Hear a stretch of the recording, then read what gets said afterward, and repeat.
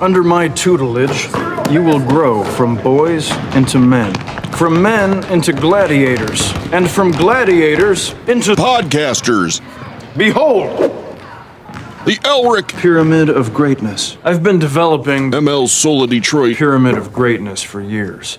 It's a perfectly calibrated recipe for maximum personal achievement.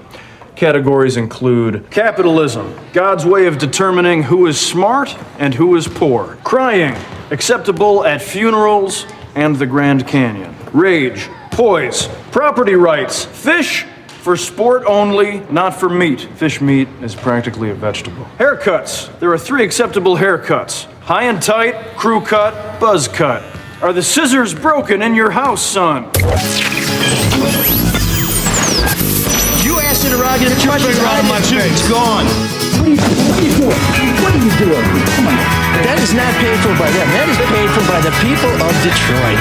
You might be qualified, ML. I'm not qualified for this job. Let me tell you something. You want to go right now? Okay? You want to go right now? Hey kids, it's your old pal ML Elric. And as I look at this beautifully produced intro video, which is seen by our Patreon members who are making a nominal $5 a month donation, which, well, I say it's nominal, but we appreciate it tremendously.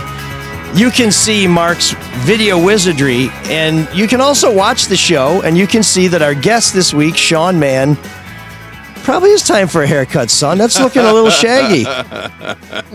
Is the Flowbee broken at your house, son?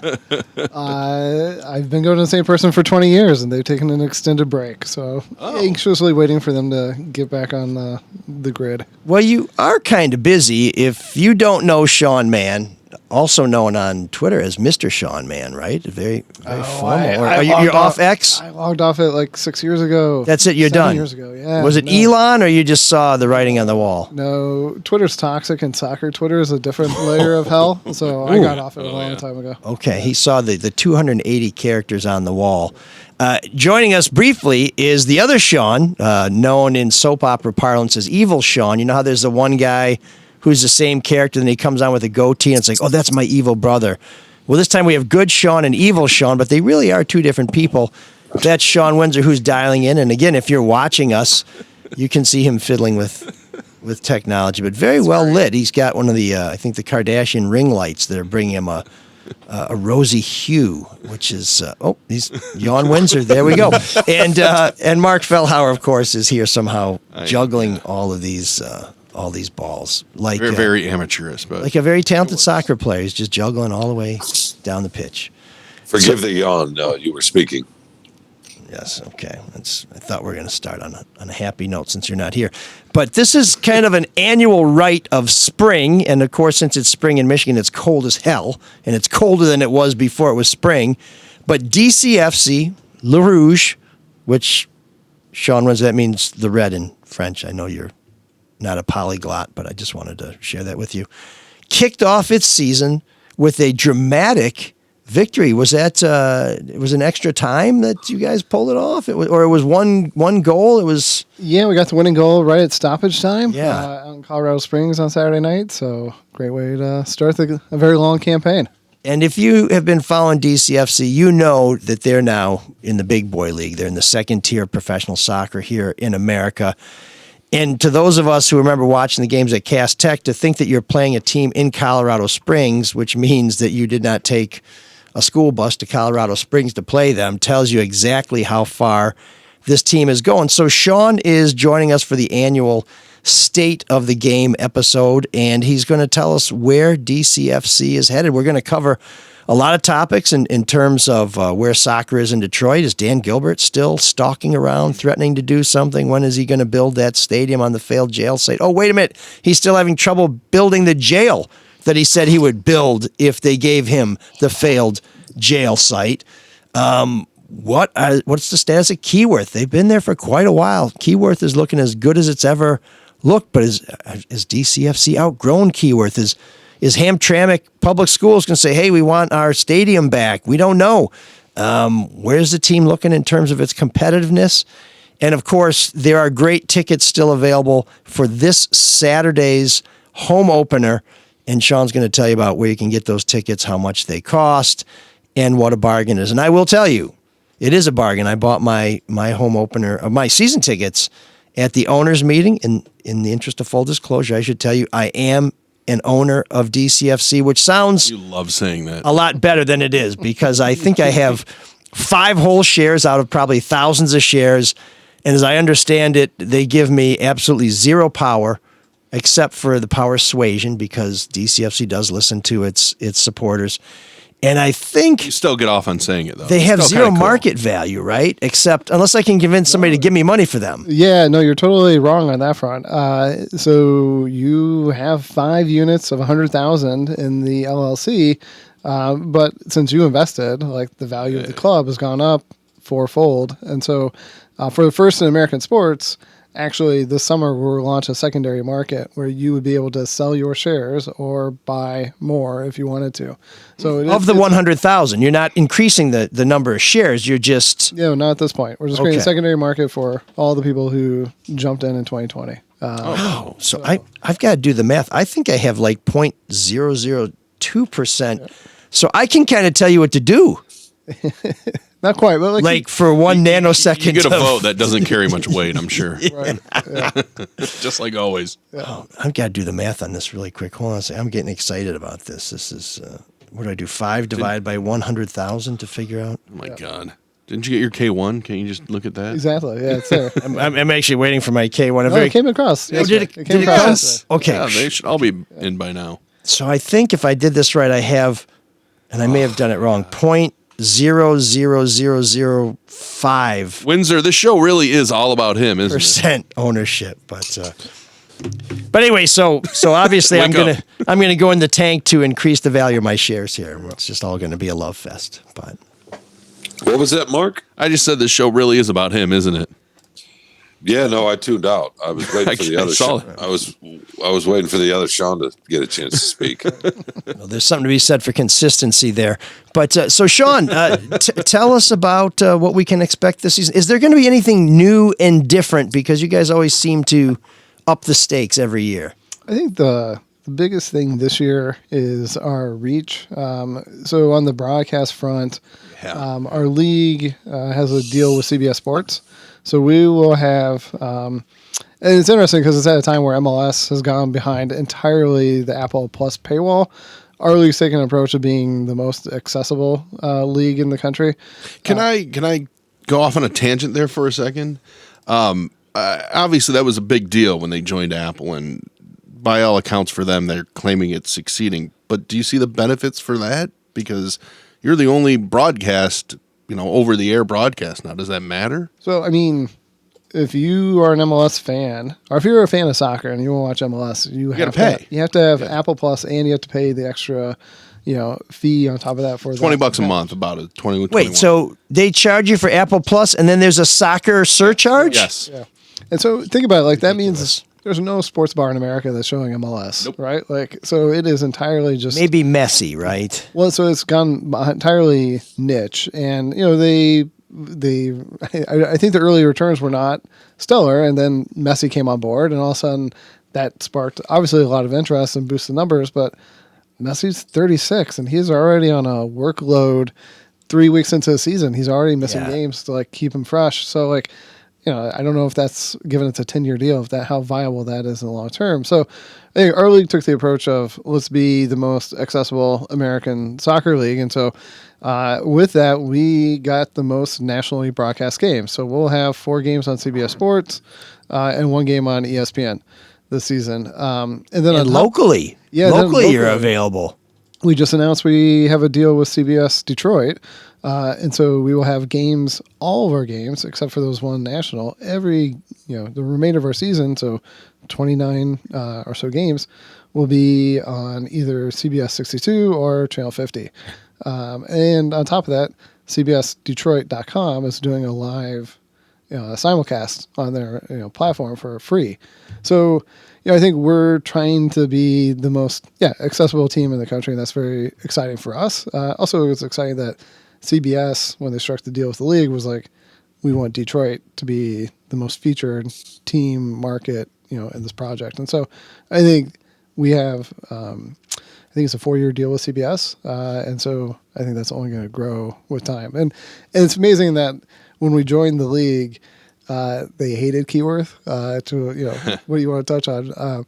And now all of a sudden they recognize what it is. That yes, it is a decrepit 1930s stadium, but the atmosphere in there is something special, and it looks really great on TV, and it sets the right tone for the league and for the sport.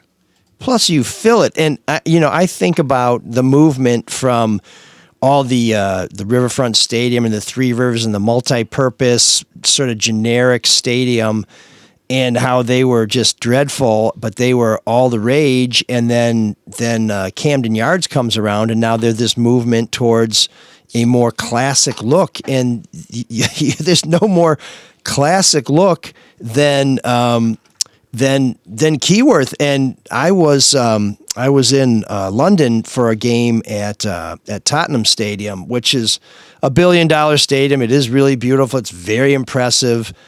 But frankly, I was more interested in going to see a game at like Craven Cottage or one of these really old stadiums that's 100 years old, where some of the stands might not be available, but where you're right on top of the play. But with where that, you can feel things rocking when it gets going. But with that comes limitations. So what is the attendance? I mean, I hope the attendance is still growing and growing, but it's going to be finite. Is there a way to expand?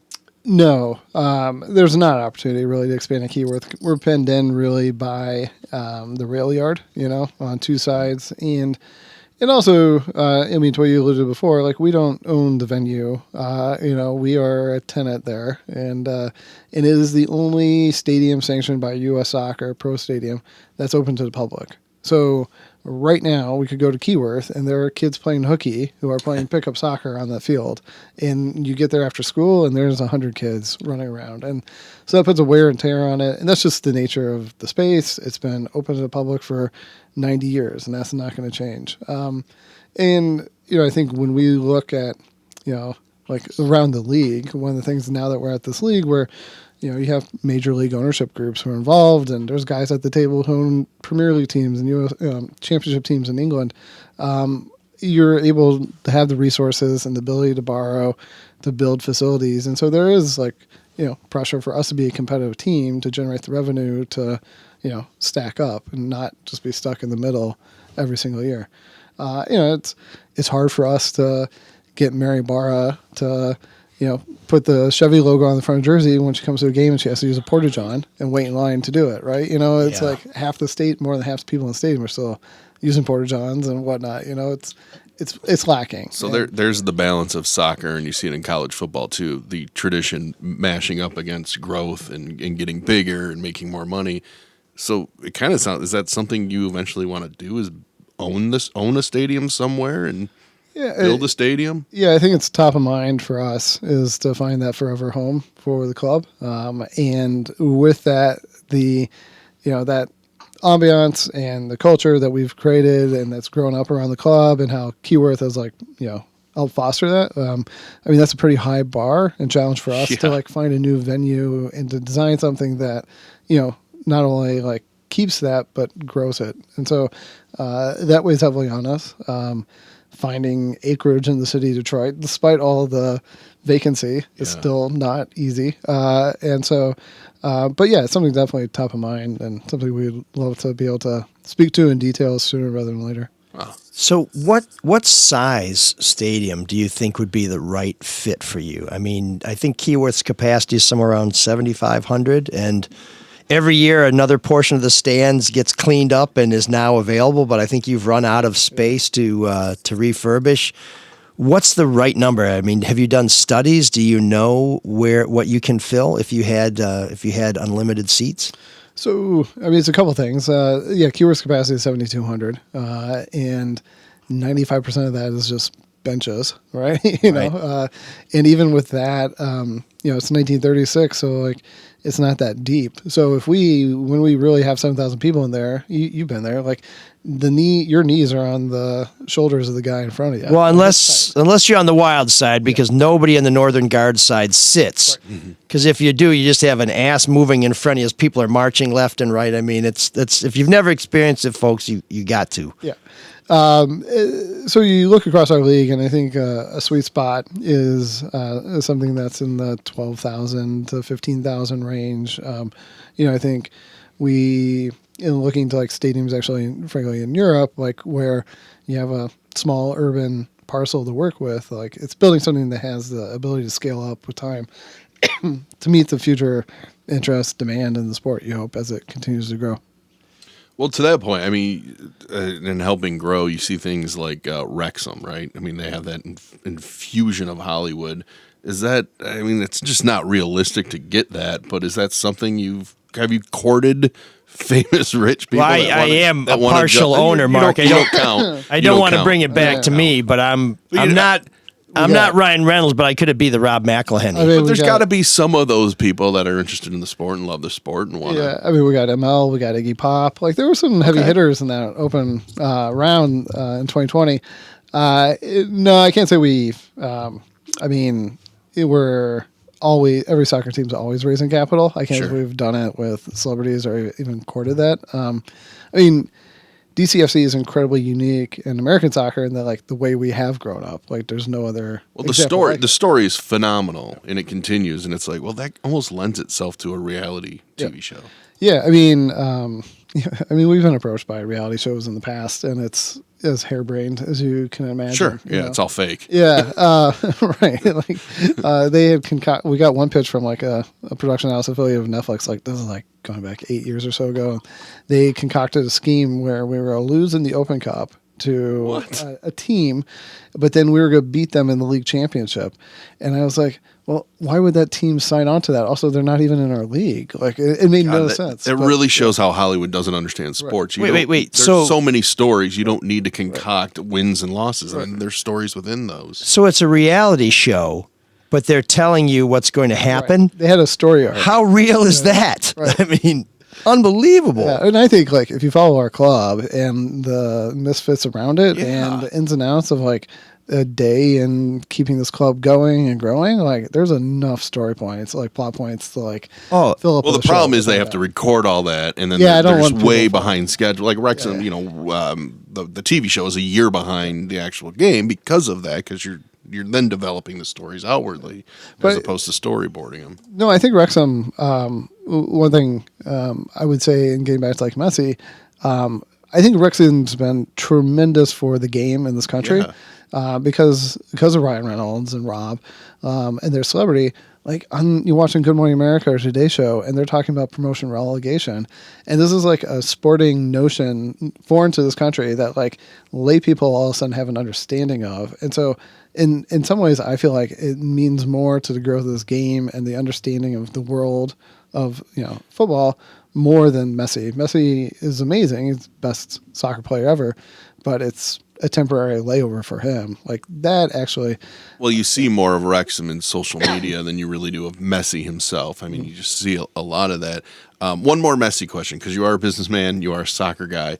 That contract, is MLS really going to make money on that contract and how it works?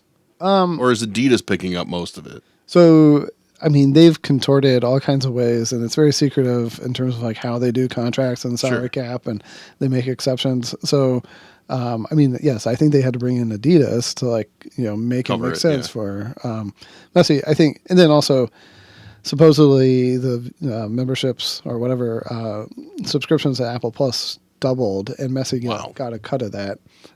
So the question is like, who's the next star when Messi retires? And I don't think there's an obvious person to do this again, and when he's gone, like, how do they make once it? In a lifetime, right? Exactly. Generational, yeah. Ronaldo's already 2-part past. He's a little toxic too, right? So, I mean, it just speaks to like the extraordinary effort the league did to like bring him in, and how is that a sustainable model? And I think ultimately, like, I mean, there's a lot of tremendous stuff that MLS has done.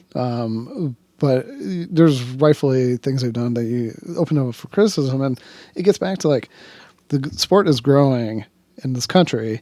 It's just our American teams capturing it. When you saw that the TV ratings from Christmas and New Year's this year, more Americans watched Premier League in that week than all of MLS in the whole 2023 season. I mean, yeah. I mean, that's a big week for the Premier League, Boxing Day. What other ways are there to grow the sport as a whole, not just the team, but the sport? I mean, gambling's always been huge for soccer. Does the league embrace that? Do you guys embrace that? I don't know if we embrace it, but we definitely invest in it. Like, it's a key driver of like eyeballs for the league, without a doubt. And we had to do our annual, gambling, training session. And for the players? Yeah, players in front office. Like, I'm not allowed to gamble on soccer, right? So we had to do that. Any soccer? No, wow. not anything in the world. And so is Elric allowed to, since he is a part owner? I don't know if you know this or not, but he's a part owner. I think as a Class B member, he's in the clear. Plus I always lose because I do the over as 3, so it's very tricky. You got to be careful. Well, know your team. It should always be under 3, right? Yeah, that's true. The data the league shared with us, and this is what drives home like sports gambling, how insane it is that the average USL Championship game, they're anticipating that there's $8 million wagered on an average game around the world. It's nuts. Well, Iggy and I were just talking about this at the ownership meeting. No, we weren't. I like the Wrexham model. Maybe me and Iggy could help take you guys to the next level if Iggy's available. If you want to share my number with him, is he still in Ann Arbor? Can we just meet? Can Shawn bring him into the podcast next week? He's down in South Beach. Is he? We mail him some gear every now and then with Messi. Yeah. Yep. Well, the other thing that helps grow soccer too is the video games. EA has USL pushed to get in there? Yeah, into that game at all? Yeah, it's definitely tried. I think ultimately we're still at a level where it's butts in the seats, and it's that experience in the stadium and getting people into Keyworth, and like that's what brings people back, and that's what brings their fans back, their friends and family back, and our fans have always been our marketing arm. Like it's funny now that we're in a league that's like professional and has data. Like we're in the bottom third of the league in terms of spending on marketing, but we're 4th in actual attendance. Oh, wow. And it's because, it's a great experience. And I think ultimately that's our goal, is to create a team that's Detroit's team. And that, and I mentioned this story, I think, at the owners meeting. A friend who's a super supporter of ours who also loves like Real Madrid, and he's got a 10-year-old kid, and he's like, my 10-year-old kid's not like engaging on Real Madrid, and it's breaking my heart.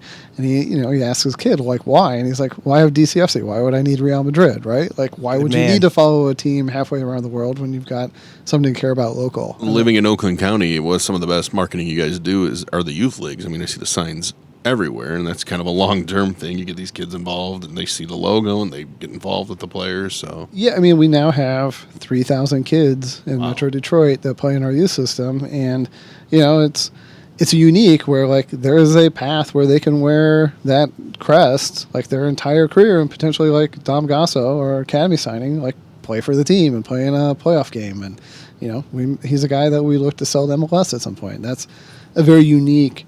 No other pro team in town can offer that opportunity. And the women's game too. The women's season did pretty well last year. I think you had some pretty good attendance for some of those games.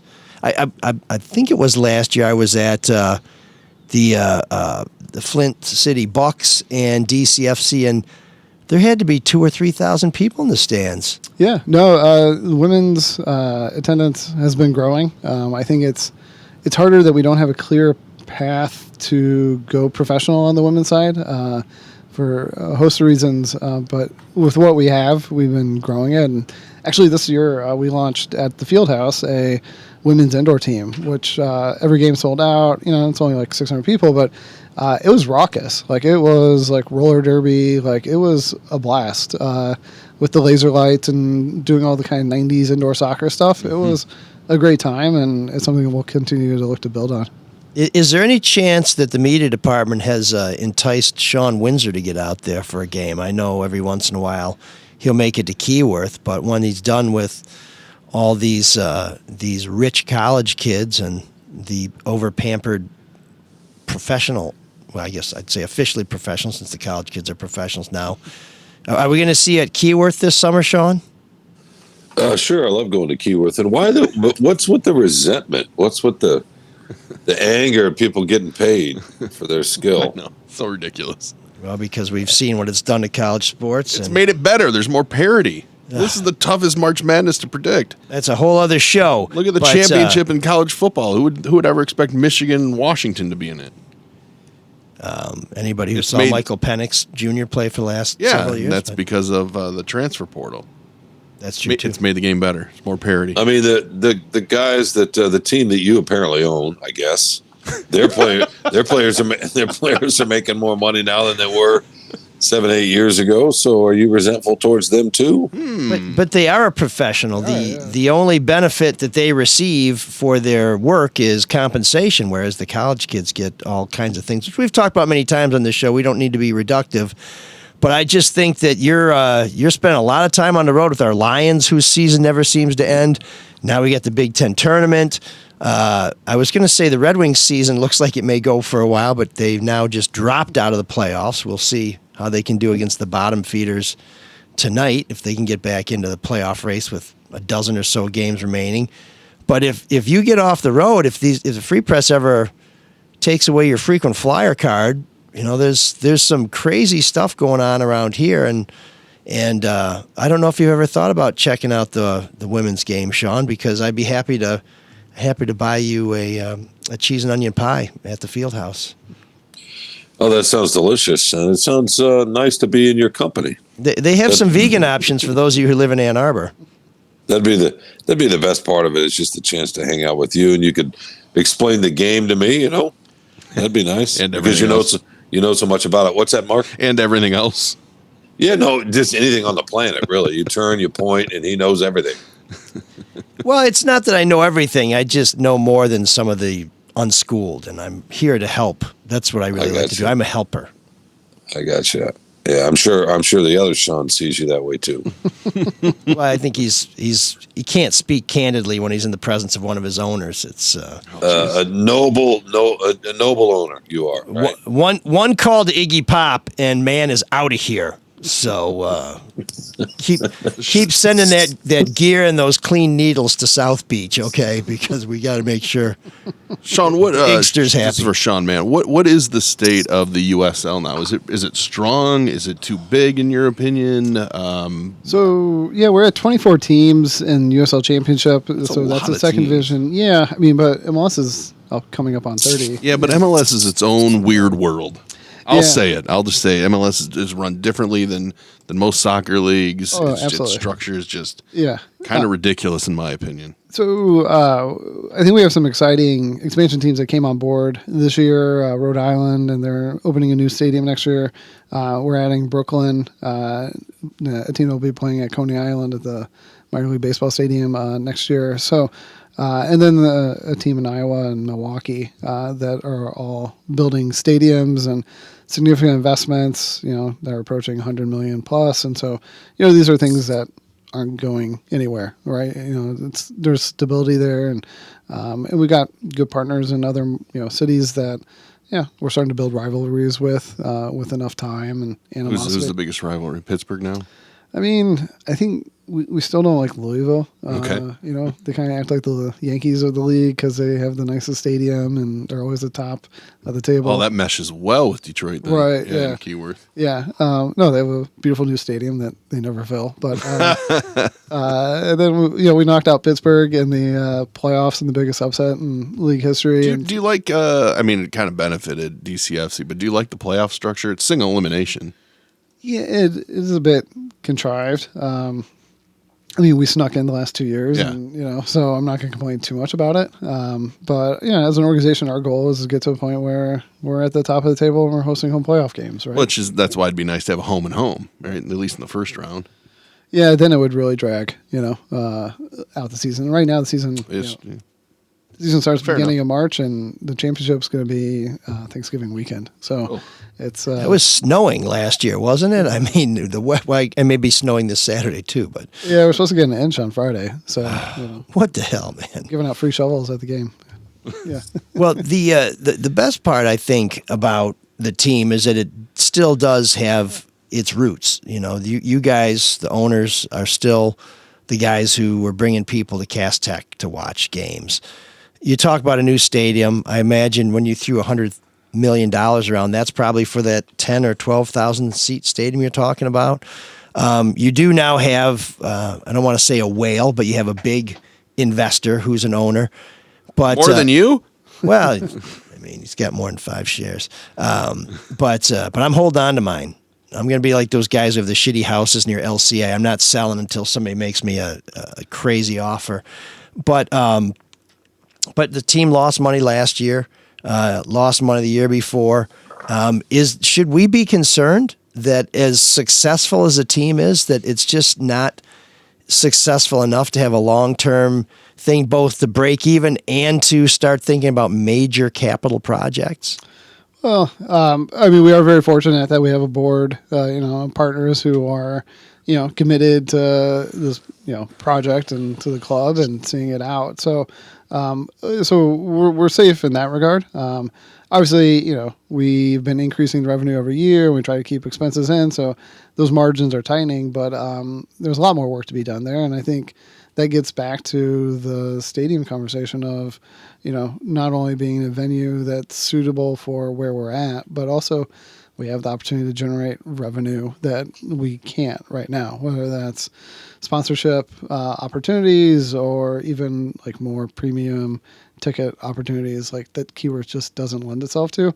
I think that's one of the reasons why it's top of mind, because our goal is to be something that's around for generations to come. That we are the stewards of this, and somebody's going to take it over from us, because, I'm, not going to be doing this for another 50 years, right? Maybe 20, but not 50. And so it's creating something that's multi-generational. And so, yeah, we have to figure out that the revenue aspect to make that the case.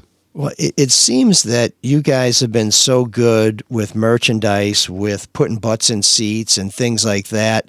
If you watch Wrexham, they were talking about if we can get promoted, there's automatically another $1 million from the next league. Well, you're not going to get promoted to MLS, at least not in the near future, certainly not without a bigger stadium. No, in fact, if you had a 10 or 12,000 seat stadium, MLS would be telling you not big enough, right? So MLS, you got to be 18 to 20,000, and they're expecting it to be a $400 million stadium, and the price tag's now $500 million for an entry point. So it's $1 billion up front to do MLS right now. And I think the consensus, if you talk to anybody who has that kind of ability to write that check in this town, like Detroit probably doesn't fit the mold for MLS. You got the 4 major sports, and you got Michigan State. It's incredibly competitive, and we're frankly not a growing region, and that's not the equation where MLS excels. They do better in growing Sunbelt cities where they're not competing with NFL or MLB or one of the other majors. So before we get to the Gilbert and those other jokers question, is the most potential revenue, the biggest potential revenue stream for DCFC going to be television? Because it does seem like you're doing more every year with television, and television does pump a ton of money into these professionalized college kids that Shawn and Marc love so much. Is CBS saying, hey, there's more? I mean, I think we're at a point where with TV, where it is really the majors that are consuming everything. And you even see that, I think, in college sports is why you're seeing everything's, coalesce around 2 conferences. Mm-hmm. And then all the MACtion and all the second tier stuff like us, it is more, hey, we'll cover your production costs, and in return you get to keep assets. And so it puts pressure on us to sell those assets, and it helps defray some costs, but it is not a situation where they're writing us significant checks. Ultimately it is still going to be, butts in seats and getting people into the stadium, and that drives ticket revenue and sponsorship and merchandise. That's the biggest differentiator. Do they have control over, say, start times, game times? Do they have control over other aspects of the league? We have to be somewhat flexible there. And the nationally picked up games are almost all on Wednesday nights. And games on CBS or whatever are getting moved earlier in the day to fit in. Wait. When you say earlier, though, it's still 4 o'clock, or are they going to start it earlier? Yeah, 4 o'clock. We'll have one game moved up to 2 o'clock, so it's on CBS proper. Okay. So I wouldn't mind some 1 o'clock games. Actually, I think there's something to be said for diversity of hours and options, Yeah. right, for families or whatever. So as I say, I got 2 little kids. That's why. So it's all about me. It's all about me now, ML. Right. And you don't even have any shares. And you see the Tigers during the summer have a lot of afternoon games, and I think that's really been great for them to bring kids into the stadium too. They had some games that started at 11:30, didn't they? When it was on Peacock, they had some weird start. I don't know. times. And then this year they added, or last year they moved some games up to 6:45. Yeah, and all over the map. But that's okay. Yeah, no, and like we took note. Like we've moved up from 7:30 to 7 o'clock. That was just a constant feedback we got from folks. When you're getting out of the stadium. It's Detroit. Yeah. Well, plus, your games are shorter than baseball, so you can still get there in time have a couple hours at the bar. That's the beauty of it. It's 2 hours in and out, and you can still make it over to Bumbo's or Painted Lady or Henrietta House. Like you make a night of it in Hamtramck. Absolutely. Now, we talked about TV doesn't sound like it's going to be this mother load, but what about ticket prices? Because I got 2 season tickets. I think I paid somewhere around $500 for 2 season tickets. I get a couple dozen games. Yeah. Fancy. I got to keep up my image. And they got to compete with the pops. But the other thing you guys offered this year, which is new, at least to my knowledge, is if I can't make a game, I go on SeatGeek and I roll those tickets over to another game. So now instead of having 2 tickets to a bunch of games I can't make, I might have 4 tickets to some games that I can make, which is, that's like a fantastic benefit and value to those of us who own season tickets. But you don't seem like you're charging that much more for this pretty sweet deal for me. Yeah, I think ultimately... And everybody else. Yeah, what we have like... Not that anybody else matters. We have 2,400 season ticket holders, right? And if you have a $6 million operating budget, charging an extra $5 or $10 per season tickets, netting you $10,000. That's not moving the needle. But having loyal, dedicated season ticket holders is crucial to the health of the organization. And so, I think it gets back to our values, but then also where we fit into the sports landscape of being affordable and accessible, and getting those people into the stadium is most important to us. So you got to have a new stadium. It sounds like the long-term viability of DCFC is a new barn. I think it certainly helps. Short of pulling that off, we strive every day to make the most of where we're at, and be a good neighbor in Hamtramck, and make Keyworth as special as possible, and keep bringing more and more people into the stadium. And Hamtramck schools are fine with you guys being there for. So, because it was a 10-year deal, right? And we got to be getting close to the limit on that. So next year will be year 10, and then we actually have a 10-year extension. Oh, okay. So, okay. Technically, we have, something in place through 2035. Okay. And everybody's cool with the Northern Guard. I know they're still pretty crazy over there. No problems. Everybody's... I know my daughters love going over there. I'm probably getting a little too old for that. But it's just tough on the knees. Obviously, we had to make some statements. I think there was some political decisions made in Hamtramck that run counter to the club values, sure. and our the values of the community around the club. And so, we don't take that lightly, and we know that there's fans of ours who don't feel comfortable coming to games anymore. And I think we're trying to do our best to make sure that Hamtramck stays a welcoming place that is, I totally forgot about that. Incredibly, The things that pop up when you're running a sports team that you just really don't expect, right? Yeah. Well, Northern Guard is a cultural phenomenon, and DCFC without the Northern Guard it's not DCFC. Supporters create the atmosphere and the ambiance that has defined this club. So and I think my sense is that they're about more than just the game. They're very aware, a very dynamic, a very cohesive group. So that's going to make life interesting for you guys, not that things aren't interesting enough.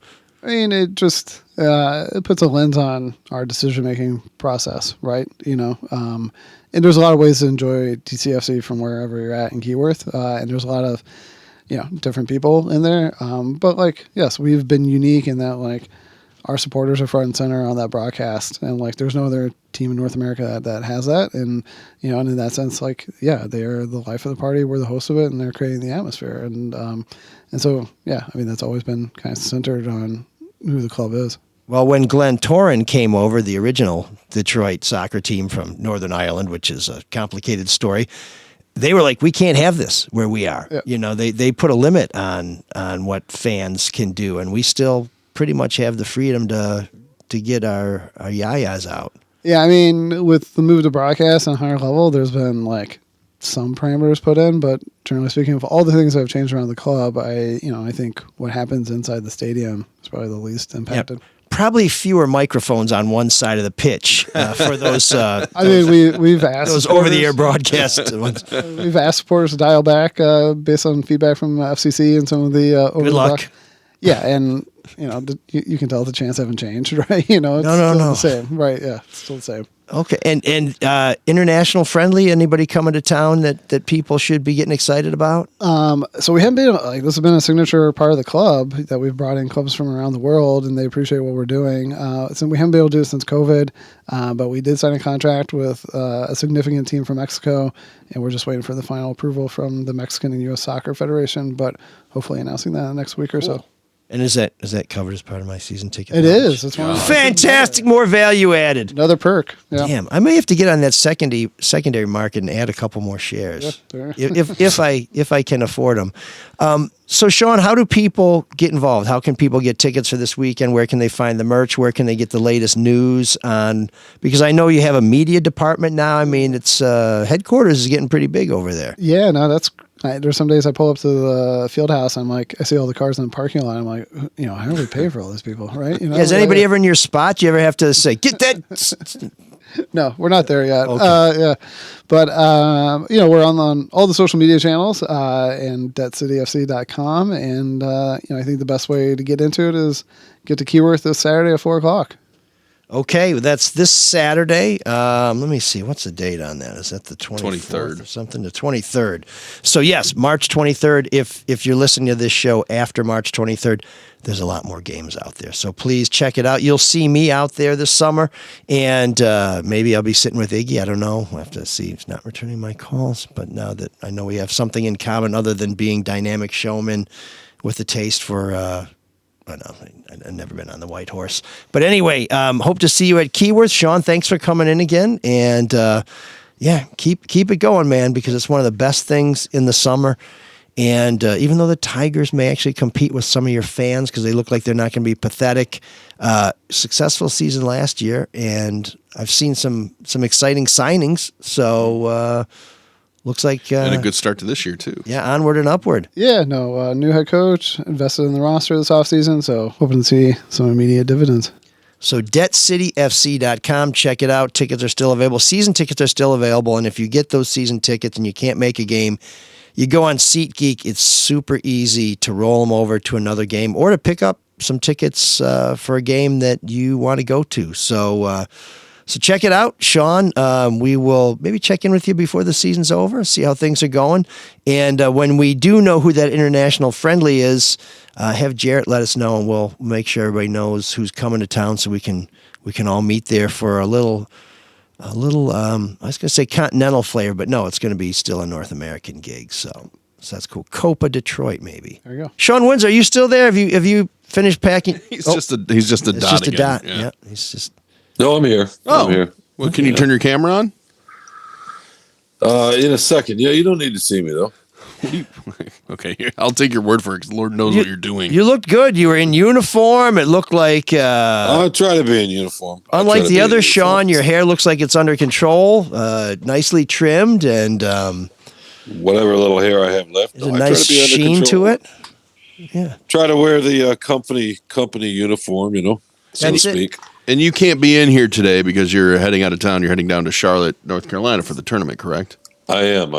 Speaking of being polished, which I'm not really, and outfits and uniforms and all that other thing. I've been taking a little bit of heat for a jokey, silly question I asked Tom Izzo at the Big Ten tournament. This is how it works, right? I assume both of you guys know this. In tournament time of this Big Ten NCAA tournament, not every coach does this, but Izzo's always done this. You go to the post-game press conference, you sit at a table at the dais, and you take questions in a public forum before cameras and all that.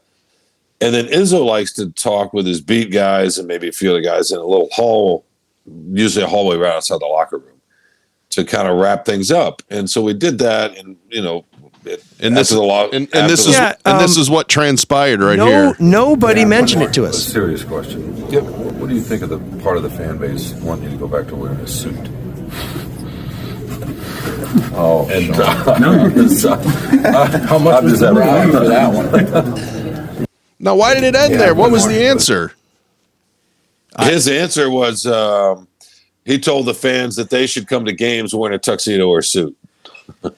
Well, so the clip that I've seen of this that was first brought to my attention by David Harns, who covers the Spartans. If you're watching us on Patreon, and it's only $5 a month to do that, the look on Izzo's face is the answer. I mean, he's just like, who is this joker? It reminds me of the time when after a game when Shawn's like, well, when you had your 2 drop down and fill the 5 hole, then you had to have your big step out there. And he's like, oh, it sounds like somebody's a frustrated high school Yeah, coach but out they there. know you guys know each other. You go back. You have a good relationship. He knows. And honestly, are you really getting a lot of shit for that question?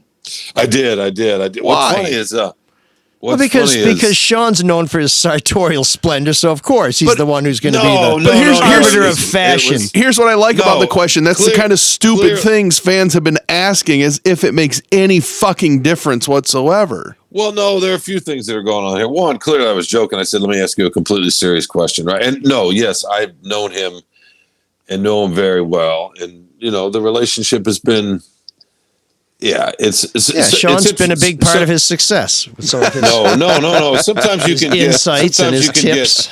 He and I, without disclosing too much, he and I have had conversations in the past where he's felt, when you cover somebody a long, long time and you get to know him really well, and I've not just hung out in his office, I've been in his house, I've been to funerals with him, I've been driven around, and he's just let me in. They've killed guys together. Yeah, right. When Cassius Winston's brother died, he invited me in to talk to Cassius. I was the first, whatever, stuff like that.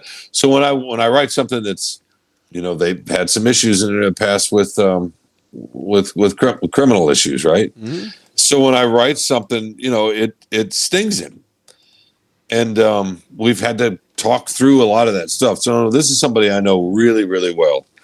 And he called me up when my mom died, right? That kind of stuff. Not that I'm the only one he does that with. He does that with other people. But so for the folks that thought that there was no relationship there, that was partly that. Yeah, they don't know. Is the relationship. And in fact, I saw him Sunday night at the selection show, and I have not been around him a lot this year until late in the year. And we kind of walked after the press conference up in East Lansing, and he was giving me shit again about the question. I said, look, if I can't poke at you, who can? I'm just having a little fun with this silliness. And he's like, yeah, but the timing. I'm like, yeah, but it's basketball. Oh, come on. Well, that was a great. You know what I mean? That was a great icebreaker question too. Let me just say this. That question about the fans that want him to wear a suit is the reason he has a job. It's the reason I have a job. It's the reason anybody that makes any kind of living off of sports beyond the high school level, where you can still argue it's about other things, has a job, because fans care and they're passionate and they care enough to think that the suit matters. The idea that people are going to watch a game and then read about it or listen to people talk about it afterwards, it's kind of crazy when you think about it. But that's what this is. And it's that passion that's the reason he gets paid, that I get paid. That's how this works. Not to mention it's fun. That's the crux of it. It's just silly and fun anyway. The Athletic. That's exactly right. The Athletic has weekly style rankings for NHL players that's based strictly on video and pictures they see of them walking into stadiums every week. So people are interested in this kind of stuff. And for the media these days, absolutely, you don't need to check with us for a score. You don't need to check with us for a result. You don't even need to check with us for a highlight. You don't even need to check with SportsCenter for a highlight anymore. So what we have to do is bring you these things that you may be curious about. I remember one time talking to Shawn, and I guess at that time he didn't really care about fashion, but I was asking him, why does Miguel Cabrera now have his pants hitched up high to his knee when he had them all the way over his cleats? And silly things like that. Sometimes there's an interesting story behind it. Sometimes it's something that you've always been wondering. And one of the funny things I think, and people have made this joke before that all the coaches should wear what the players are wearing, but baseball, I think, is still the only sport where the coach wears what the players wear. Can you imagine Izzo out there in shorts and a tank top? Yeah, it's so silly. Now, I can see Dan Campbell out there in shoulder pads. He looks like he's wearing them right now. And then in the NFL, Derek Lalonde wearing a helmet and, a jersey. And then in the NFL, think about that. I can't remember who the coach was of the 49ers, but he started wearing a suit again, and the league got mad because their outfits were sponsored. No, but the hats and shit they wear every week.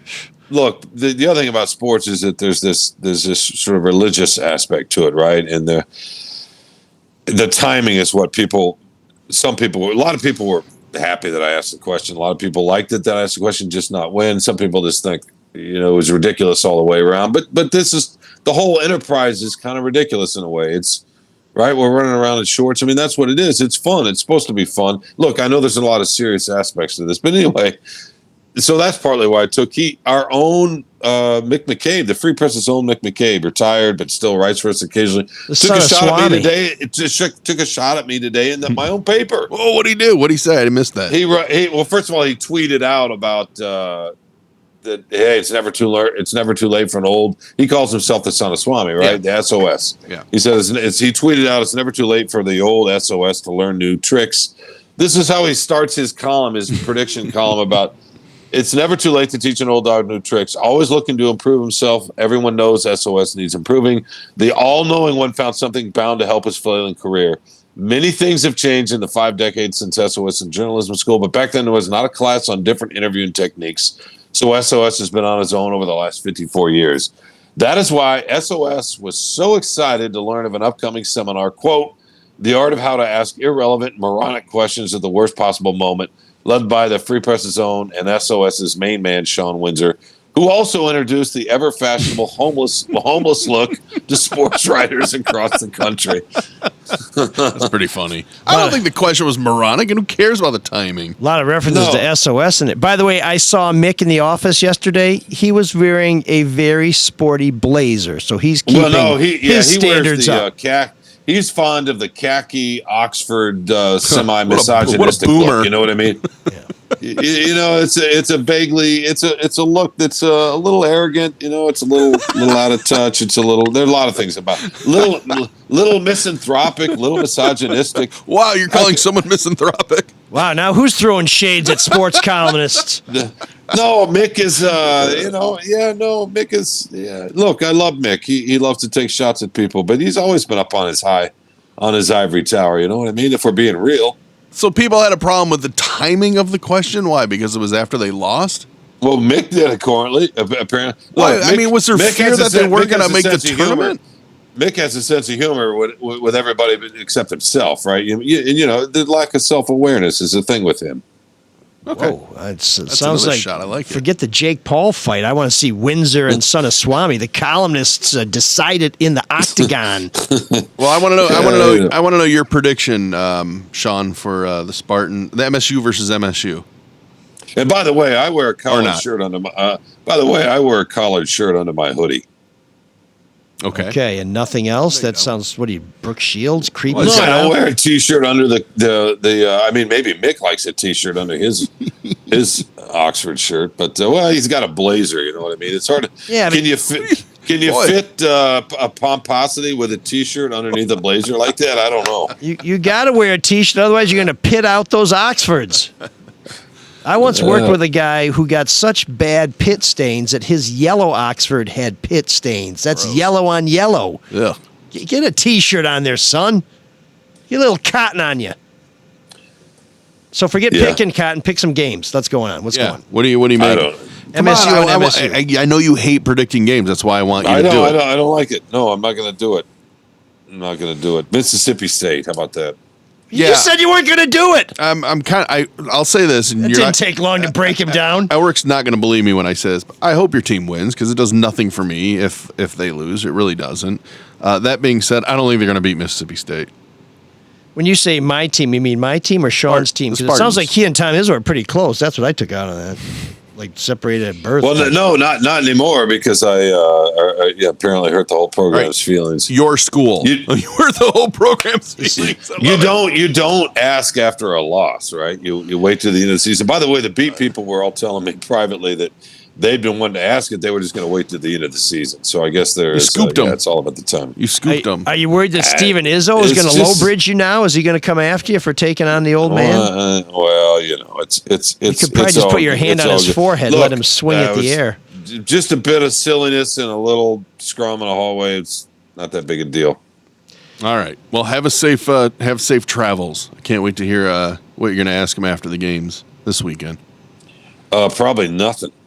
I'll just I don't need to ask him anything. I'll just write. You know what I mean? Wouldn't you feel happy though if he actually wore a suit? Like your question inspired him to wear a suit again? No, but I think it'd be fun if I did see some of the. I mean, among the reaction of the folks who were frustrated with or thought I was being whatever ridiculous, so stupid. There was. I know. It's just because they lost and they were pissed. I did see a few fans saying, "Hey, the Izzone, let's get the Izzone to start wearing suits." Part of the now that would be cool. Yeah, it'd be something as an honor, an honorific, an honor in their coach, in honor of their coach. Yeah, sorry. I mean, Michigan's the Mays Rage is empty, just like the head coaching position. So yeah, I want to know, Shawn, if you had the guts to ask Juwan Howard that. Are you worried about taking one in the face?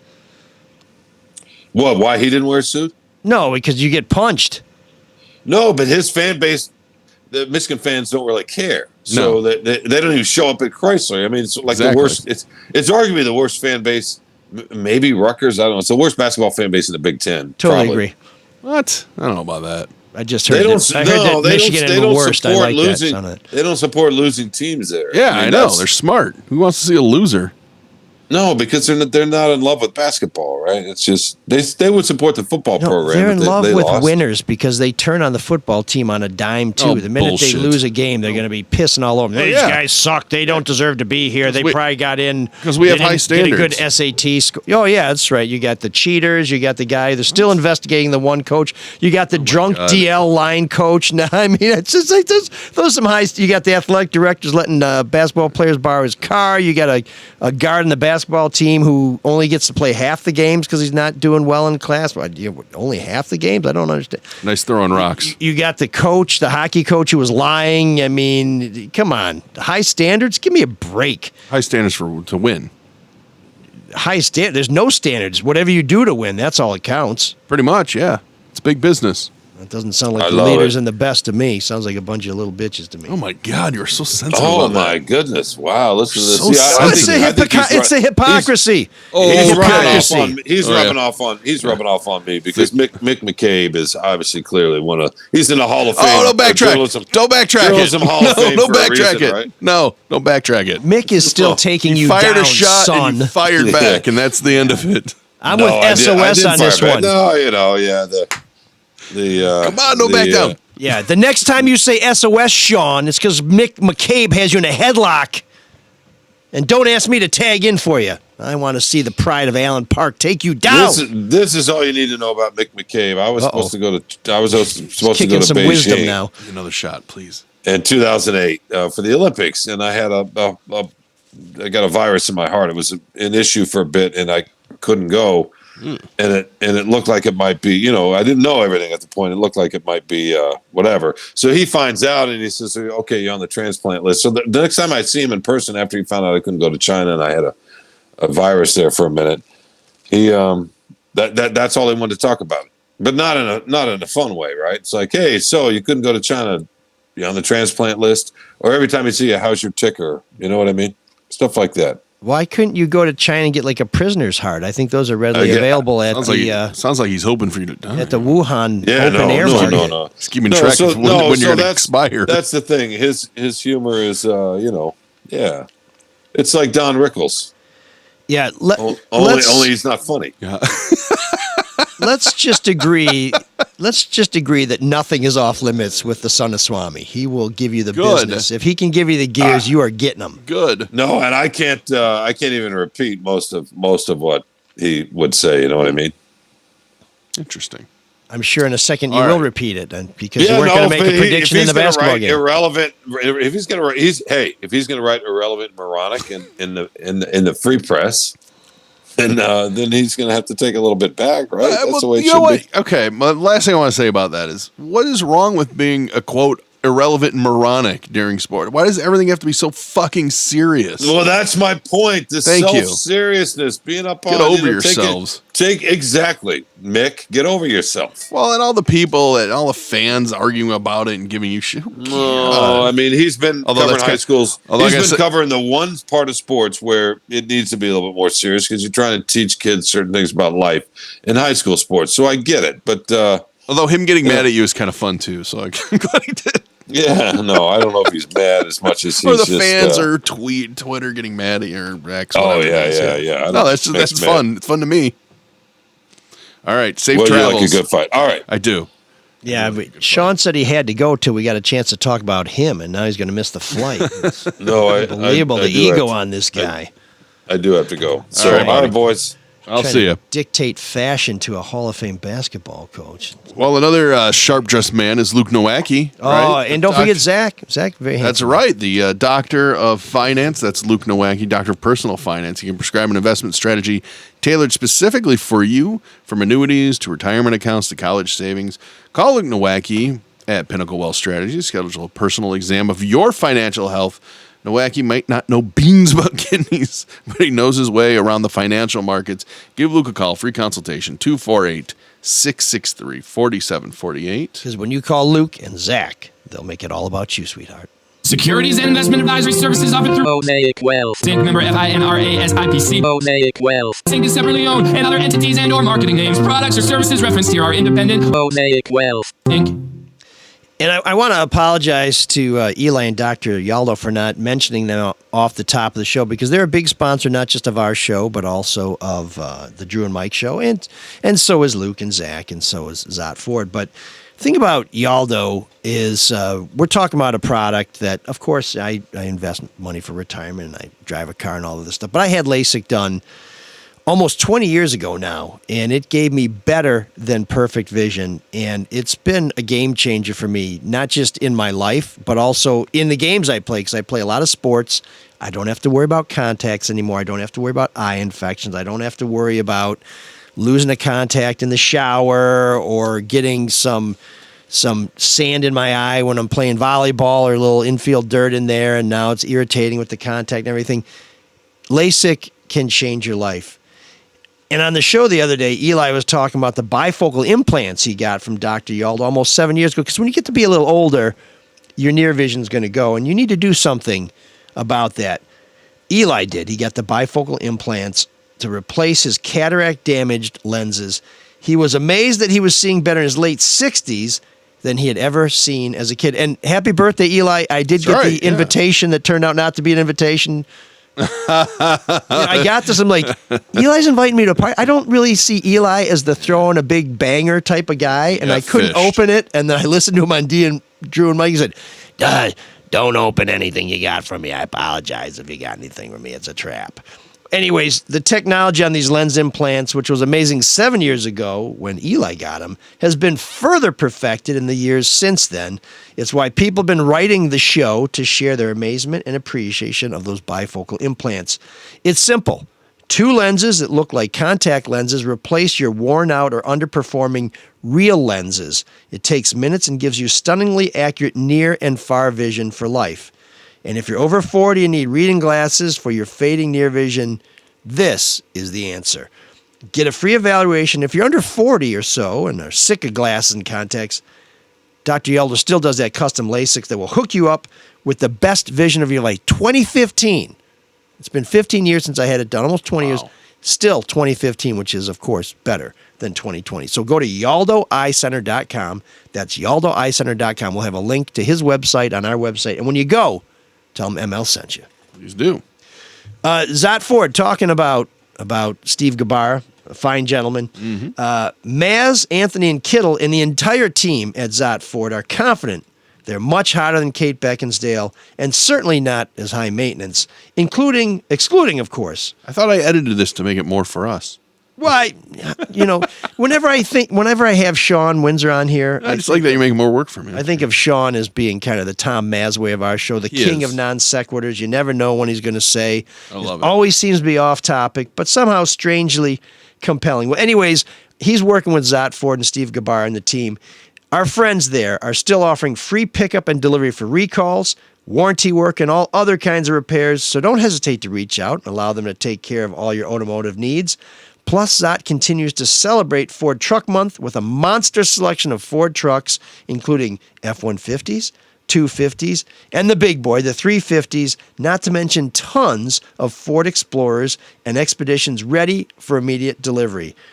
That's a list so solid, not even Rolling Stone magazine or Jim Bentley, who you may know from the Drew and Mike show when Mark is on hiatus, they couldn't even ruin it, those guys. They couldn't do it. So Zot Ford has killer deals during Ford Truck Month, like leases around $200 a month on new 2023 Ford F-150s and lease payments around $300 a month on new 2024 Ford Explorers. So please, check them out. Get all the details and surf Zot's massive Ford truck inventory at dealsinthed.com. We'll have a link to their website on our website as well. And when you get there, make sure, again, you tell them ML and Marc and even Shawn sent you. Oh man, the geeks have inherited the earth. Did I do that? What a dork. Does him wanting to play with us again mean that he's turning into a geek, or we're turning into cool guys? I don't want to blow Mark's mind, but I've been watching a show a new one? On Max. Okay. That's only a year old. It's called Tokyo Vice. Oh, yeah? I'm in season 1, and there's 2 seasons so far, and it's about an American reporter who's the first gaijin, which I guess means white guy, to be hired by one of the major Tokyo metropolitan dailies. It's a very good show, and I'm hoping that these commercials are not like the insertion commercials on our show geared towards the listener, because on far too many occasions I'm watching this show and there's a commercial break for bentcarrot.com. Wait, I thought you were watching it on Max. They have commercials. Mine doesn't. You must pay the premium. Oh, for crying out loud. Yeah. So I pay for streaming, so I still get these damn commercials. I don't do that for Hulu, though, and I do see those commercials there. Yeah. See a lot of commercials for AIDS medication, too. Okay. Are they targeting me? Do they think I have AIDS? I don't know. Do they not see how fat I am? Do they think I have a bent carrot? I'm afraid to say what a bent carrot is because I have my mom listen to the show, but this is one of the most disturbing ads I've ever seen. And the therapy for it sounds dangerously... I know where you're going. Dangerously like self-care. And the bottom line is I do not have this. I guess they're calling it a dysfunction, but it is totally ruining salads for me. So those of you pushing the bentcarrot.com, you're my geek of the week.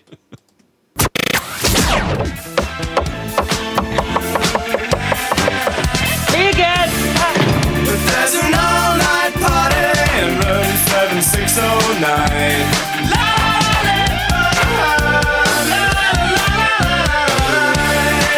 And you can dance together all night if you've got the time.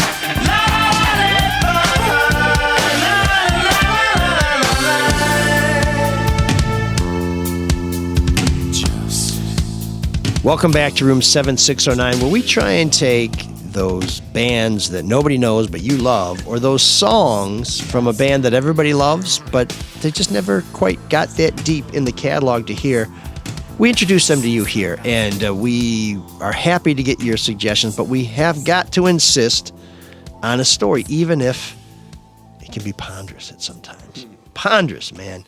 Mike writes in and says, I would often raid the dollar bin at PJ's Used Records in Ann Arbor, knowing from experience most would be junk, but there was usually a gem in each batch.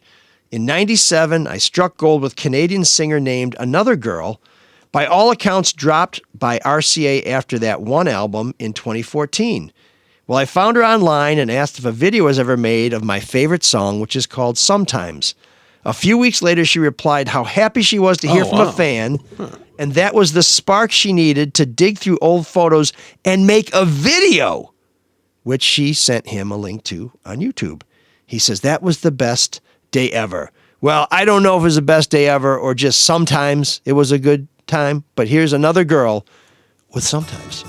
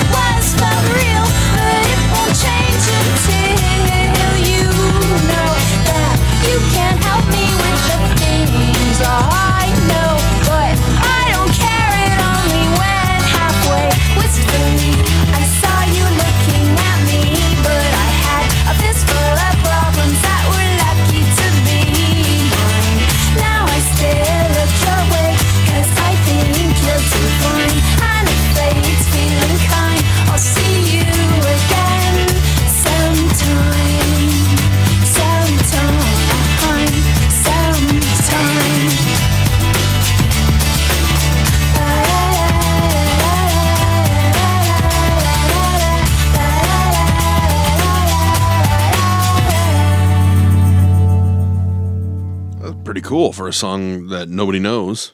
Yeah, and one album they bailed. I mean, that's and in the late '90s, that's she got kind of a PJ Harvey, Liz Phair, Letters from Cleo.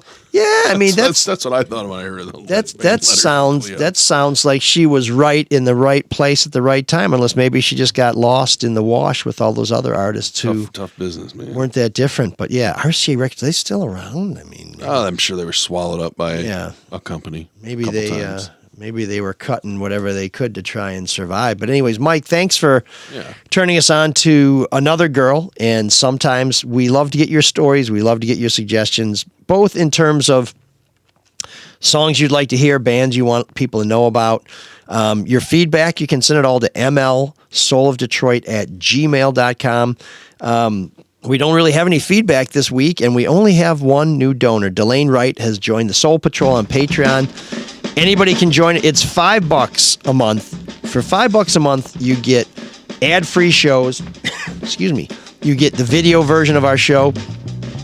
For $15 a month, you get all of that plus a monthly bonus episode. And very soon, we will be recording our third bonus episode.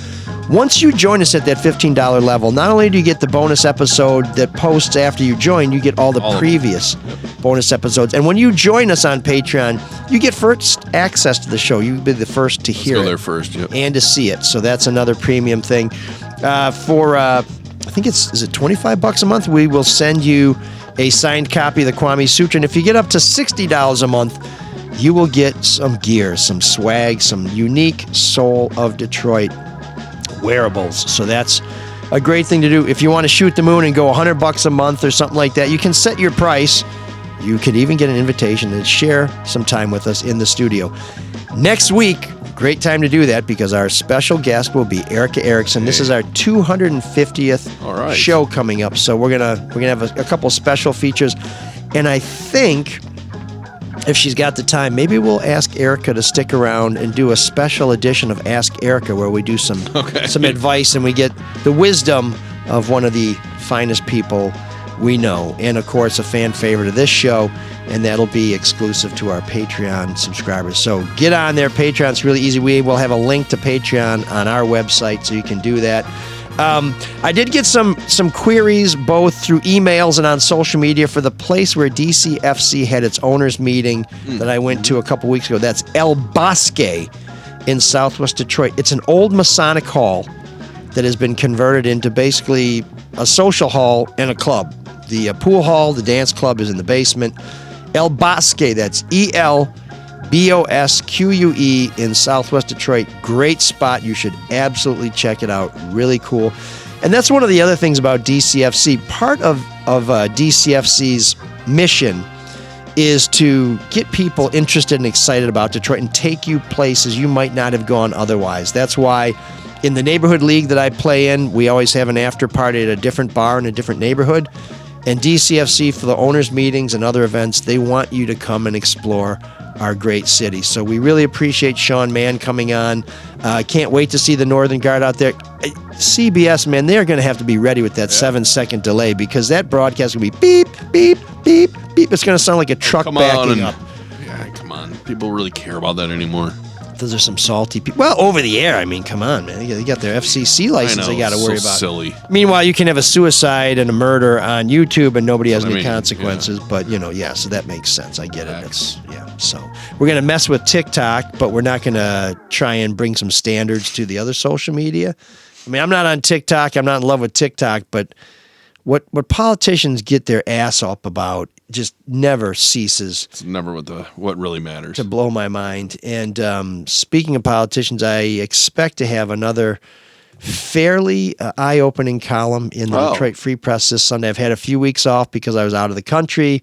And then last week we had our first ever Detroit High School investigative journalism workshop where we're trying to get Detroit kids interested in becoming journalists, interested in becoming investigative journalists so that we can bring some more diversity to the business and also that we can get people covering their communities. If you want to know what's going on in Detroit, if you want to know what's going on in underserved communities, who better than to tell you the people who are experiencing the trauma, the deprivation. How much more powerful do you think the coverage of the Flint water crisis would be if you were reading stories that were written by people who grew up drinking that poison water? So that was a big event we had last week. I'll put a link to our fundraiser for that on our website if you want to know more about it. And if you want to know more about what we're doing, because one of the things that we're teaching the kids, because we have college kids in this program too, is that when public officials don't call you back, do not take no for an answer. We are going to get them, and you'll see some of my college kids in action going to get answers from these lawmakers who thought, you're a kid, I can ignore you. Well, guess what? You can't, and that game is about to end. So more on that on our website if you want to check that out. And, great to have you here, Mark, 2 weeks in a row without any foolishness from I know. Kind of miss the old man, though. He'll be back. He'll be back. I know. If only for those vegan sandwiches at DCFC. Well, then maybe that's a reason to root against the Spartans, because if they keep winning, he'll be gone. If they win on Thursday, then they play North Carolina. He may be back by Sunday either way. Okay. That's North Carolina's number one seed, not the overall number one seed, but way up there. And that's interesting. If you got to play a number one, that's the one to play. That's an interesting dynamic for the new president at Michigan State because he's the former chancellor at UNC, University of North Carolina, Chapel Hill. A friend of mine works for the State News said that he came in and he was telling Tom Izzo, he spoke to all of it, you're the greatest basketball coach ever. I'm like, Really? You worked at UNC and you're immediately embracing Islam? Wonder what you were telling the... What do you want him to say? Yeah, I wonder what you were telling the Tar Heels coach a couple weeks ago. But both the Michigan State men's and women's teams, I think, are going to be playing University of North Carolina, or have the potential to be playing University of North Carolina this weekend. And I wonder where his loyalties lay if he's smart. I mean, he's obviously smart. He'll be wearing green and white, but that's got to be an interesting dynamic to say, well, a week ago I was cheering for these guys. Now I'm cheering for you guys. But who signs the paycheck? Let's see.